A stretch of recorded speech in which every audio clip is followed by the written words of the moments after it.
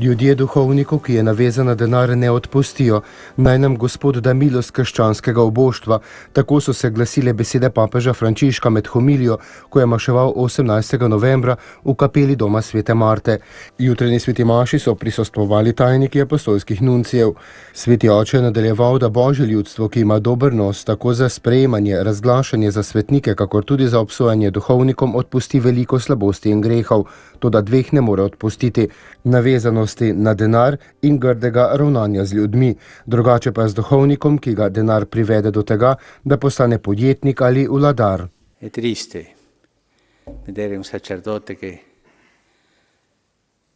arriva alla fine della sua vita, è in agonia, in coma, e i nipoti come avvoltoi lì,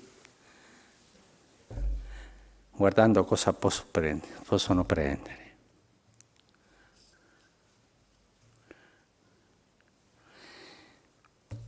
Dale questo piacere al Signore. Dategli questo piacere al Signore. Žalostno je videti duhovnika, ki prispe do konca svojega življenja, je v smrtnem boju, v komi, nečaki pa so tam kakor jastrebi, ki gledajo, kaj lahko odnesejo.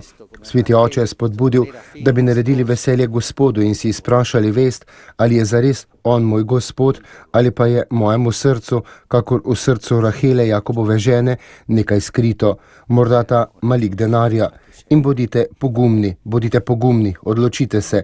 Denar, kolikor ga zadostuje, kolikor ga ima pošten delavec, zadosten prihranek, kolikor ga ima pošten delavec. Ni pa dopusten interes, ki je malikovanje. Naj nam Gospod da milost krščanskega oboštva, milost tega oboštva delavcev, tistih, ki delajo in zaslužijo pravično, ter ne iščejo ničesar več, je dejal papež Frančišek.